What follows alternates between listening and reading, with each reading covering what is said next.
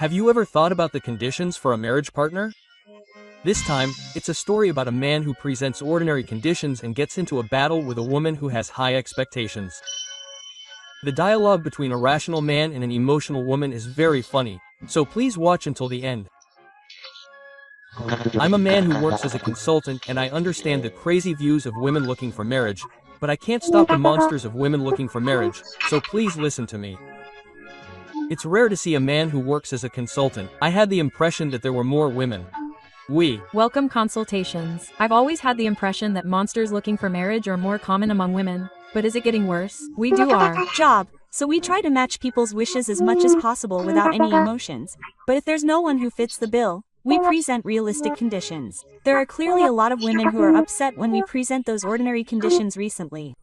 What kind of conditions are they? I don't think they're presenting crazy conditions because it's their job, but what Y proposes as a compromise to the majority is that they have to be working, not overweight, above average weight, and under 35 years old.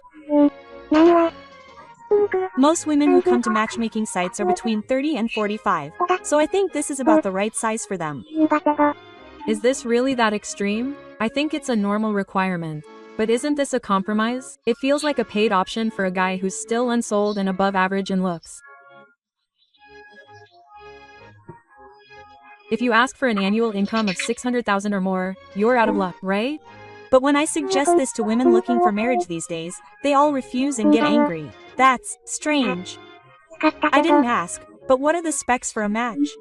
Oh, Y is 30 years old. She started matchmaking consulting when she was 25 after changing jobs, so she's in her 6th year. Her annual income is around 500 to 600.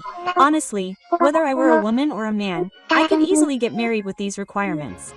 Women seem to be different. I agree with the match. Honestly, if he works and does housework, he's at a level where he could get married, as long as he doesn't have a really bad personality. When I was young, looks were the most important thing. But now I realize that life skills are more important. And my looks are above average, which is the best. Women really do have high expectations. It's strange that they still think they're attractive even at the age of 18. Well, women are the object of men's sexual desire and desire from a young age. They keep that feeling and misunderstand it. Poor thing. I really feel like they should face reality. Most of the women who come to my place looking for marriage are in their 30s to 50s, and as they get older, their way of thinking becomes more and more like monsters. I guess that monster-like thinking matures as they get older. Those who are overly confident in themselves start to lose their composure. Maybe they're delaying marriage more and more because they overestimate themselves, and now they can't turn back. Is that true? In fact, there are quite a few women who don't wait until they're married, but to make that happen, they need to stop aiming high and face reality. If you don't understand your own value, you won't be successful in your marriage search. It's the same as investing. They can't cut their losses, so they keep losing money. Maybe it's because consultants can't get money out of them. Well, that's certainly true. But think about it. They'll spend an infinite amount of money, but they're always told shitty values and then get mad because they can't get married. That kind of customer isn't just a bad guy, they're a total jerk. That's true. Sorry, but thank you for always working hard. Let's all come to a consensus. Marriage consulting isn't an easy job. You're tired. This is the atmosphere. It's like a funeral, so let's stop. But more than that, what do you guys think normal men and normal women are like? It's easier for me to work if we set a standard, so I'd like you to think about it together. Yeah. If you're a rough guy, I think the average annual income is around 400,000 yen, and his appearance is a bit old, so his apparent age might be the same. But men are also paying attention to their appearance these days. I get the impression that there are more men who look younger. There will also be a certain number of balding men or men who are already balding. The average height is around 170 centimeters. And there are more who are slightly overweight. Well, that's pretty much the same perception as everyone else. When someone says, average man, that's what I imagine, and conversely, I suggest that. So what's an average balding woman like? She's probably a female version of today. Women wear makeup and tend to look younger than men. The annual income is around 350,000 yen, and I get the impression that the number of overweight women is increasing. The probability that they've moved out of their parents' home and can cook is also higher than that of men. There are probably quite a few who are completely independent and can do housework. Well, that's about it for large breasts. If both men and women were aware of this and aimed for marriage, everyone would be successful. So why doesn't it work out so well? It's nice to be stingy. Men have it too, but women are especially prone to having high expectations. It can't be helped. The host and Slemon were talking about ordinary men and women when a woman looking for a marriage partner suddenly appeared in the conversation. What's with this conversation? What are you talking about? Ordinary men and women. Is it okay for someone who looks suspicious to suddenly come in? The matchmaking consultant was talking about the standards for men and women. Standards? I don't really get it, but isn't it crazy to be introduced as an ordinary man? It's also a bit too much to be arrogant. Are you satisfied with discriminating against the real person? There are only men who aren't even 6 years old gathered in this conversation. Bring it on. What's wrong with you, being so aggressive? Are you perhaps a woman looking for a marriage partner? Until now, I was talking objectively. I was making the same conditions for an ordinary man and an ordinary woman. What do you mean, an arrogant woman? If women are more valuable, why are you making conditions while pretending that they are not? Men have the obligation to support women, so of course they have to have a high annual income. So working is not a normal condition. If you mean normal, then you should make it 8 million yen a year. Women are weak creatures, so don't make it a condition that they work. That's what's called shunsho. It's so crazy that I don't know where to start. What do you mean women are more valuable? It's a biological thing. Boomerang regular. Realize that it's not us who are shunsho, it's you who are shunning women. Women looking for marriage, an annual income of 8 million yen is not normal. Most men don't earn that much. I don't know what you mean by normal, but a man with an annual income of 8 million yen is quite a high hurdle in the marriage hunting world. Wow. Counseling starts. Suddenly in work mode, lol. Go ahead and do it. My father had an annual income of that much.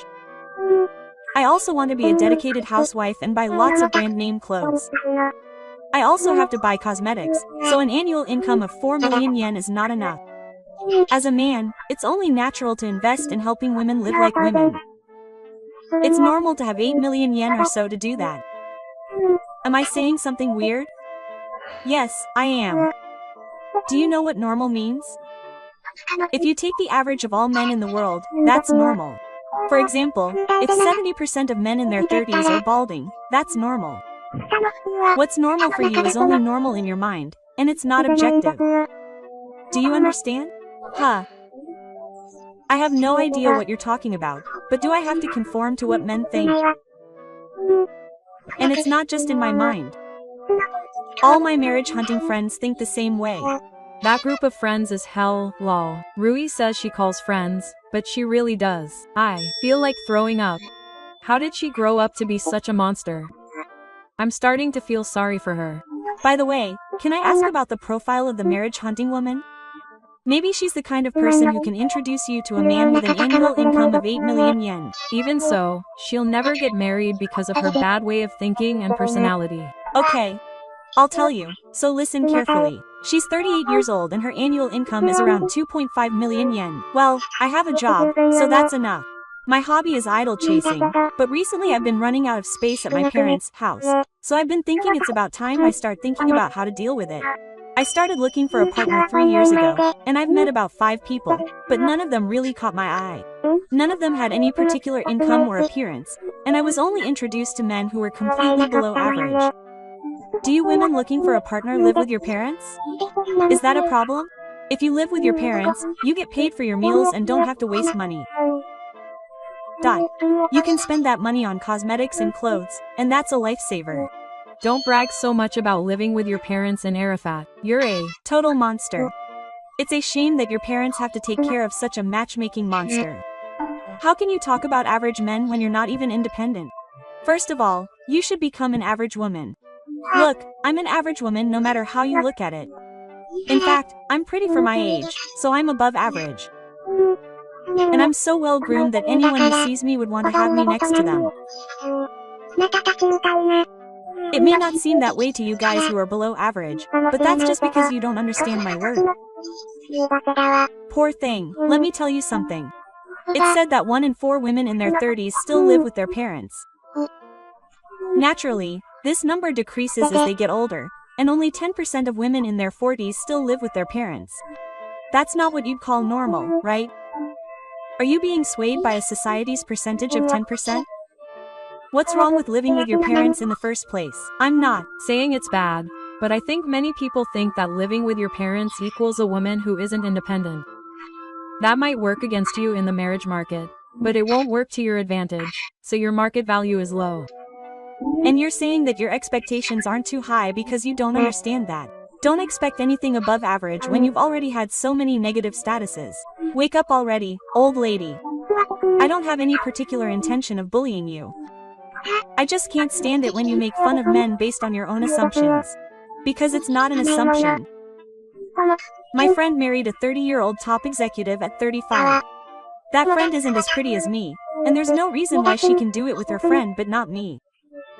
Just because someone is pretty doesn't mean they can marry you, right? In the first place, don't say she's pretty when you're 38. Only celebrities who maintain their youthfulness should be able to say that. There are many men looking for marriage who don't care about their appearance. Those kinds of people tend to care about things like ability to make a living and being considerate. Good looks only make you popular when you're young, and once you get past that point, that's no longer the case. So even if you're incredibly beautiful, your way of thinking and lack of independence will get in the way. Where's the data for that? Also, I'm independent, so living at home has nothing to do with that. It's just a cliche, but I'm a marriage consultant, so I'm stating my opinions based on our data. You say you're independent, but how much housework do you do at home? Do you cook or clean? My parents do the cooking, so there's no way I'll do it. I don't do laundry or cleaning, but I can do it if I want to. I think I could live alone anytime if I was told to. Maybe I don't. Then you're no different from an elementary school student who says they forgot to do their homework when they didn't. Stop using weird analogies. Even though I'm 38, I still put on makeup and buy new clothes every season. I'm well aware that fewer people care about you once you're in your 40s. There's no such thing as a paid property. That's why people care more about you than your appearance. Do you have ears? Oh, your eyes. Well, either way, it doesn't matter. It's true that there are almost no people who don't care about their appearance at all, but I've seen many men who have found success in finding a partner based on their looks. Don't you think your prejudices and my experience are more convincing? You're right. It's obvious that what an expert says is more trustworthy than what an amateur says. Let's just give up. Of course I'm not giving up. I'll keep looking for a partner until I can marry a 30-something with a good reputation. Besides, if I'm as cute as I am, I'll find someone quickly, and then I'll get married in no time. I'll get a man who doesn't have the taste specs you guys have. Do whatever you want, but I'll give you my vote for failure. I don't know if you're going to a matchmaking consultant or trying hard on your own, but I think it's better for you to face harsh reality once. People don't change unless they get hurt. Maybe it's better to be rejected by Morio and be devastated to force your personality. Oh, about the console, but I'm a 40-something woman, so I'll be fine. You shouldn't keep making fun of people like that. That kind of thinking will definitely come back to haunt you. The more you look down on people, the more unhappiness you'll have later. It's too late to regret it now. I'll never be like you guys. I'll definitely be happy. Those words are coming back to haunt you. Are you okay? Before you start looking for a partner, shouldn't you start studying Japanese again? Excuse me, but who's looking down on others? Question mark. From what I've heard so far, you call us Danyo girls, but you earn money for cosmetics and clothes. Your looks are so good. Aren't you asking too much?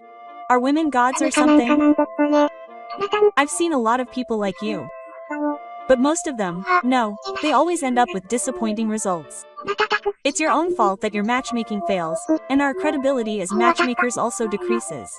To put it bluntly, it's discrimination when a man puts up ordinary conditions, and it's wrong to think that it's normal when a woman puts up ambitious conditions. That's why the matchmaking market is gradually dying out. I don't care about the circumstances of matchmaking consultants. People like me all fail. That's because they don't have the specs. I don't have high expectations. Men are attracted to beautiful women who wear designer clothes. In fact, I'm the one who is expected to have high expectations. Maybe I'm too expensive to get married. That's troubling. In fact, I once consulted with a beautiful woman who was beautiful even from my perspective and earned 10 million yen a year. She said that she could easily get a boyfriend, but she had a hard time getting married, and to me the reason was clear. She was a feminist and basically rejected men's way of thinking. She wouldn't listen to me so much that I had to change her manager. Do you understand? Even women with specs dozens of times better than yours fail at matchmaking because of their way of thinking or personality. You have no sanity. If you don't change your way of thinking, you should disappear from the matchmaking market as soon as possible. That's so ridiculous. I Bet you really can't stand the idea of someone like this coming to you for matchmaking advice. Of course you can. It's hard to deal with the hassle and you can't stand the complaints from men. Plus, you wouldn't want women like this to be around when you're looking for a partner. Of course you are. Thank you, Match. Please, continue to eradicate these matchmaking monsters. Monster Hunter matches. Really disgusting. I'm starting to feel really sick. I shouldn't have come here. They say that if your IQ is 20 points higher, you can't have a conversation. I'm probably 100 points higher than you, which is why you can't have this conversation. Oh, how sad. The average IQ is around 100. If you're 100 points off, does that mean your IQ is low? Are you human? A marriage hunting chimpanzee? Hurry up and go back to the jungle. Okay, it was my fault. Are you satisfied now? I don't care or believe anything you've said, not even a little bit. I'm attractive. I'll definitely get married and live a happier life than you, so stay alive. Goodbye, okay. Don't come back again. And so the marriage hunting girls disappeared. It was almost over and the group continued. Thank you guys for listening to me. Well, we were interrupted in the middle, but it was fun even with that. And it's rare to have to deal with a marriage hunting monster. If you enjoyed the match, that's good. I thought you'd change jobs and get sick because of that. There was an accident, but it was a close call. Now tell me more about marriage hunting. I want to get married soon. If I get the chance, I'll meet you again, so please let me know then. Well, see you later. Do your Best at your job. Match is gone, and so is the end. So, that was the story of a matchmaking consultant, Match, and a matchmaking monster arguing. What do you think about the average person of the opposite sex? If you like, please write your average criteria in the comments. I will continue to work hard to make videos, so I would be even happier if you could support me by subscribing to the channel. Thank you for watching until the end.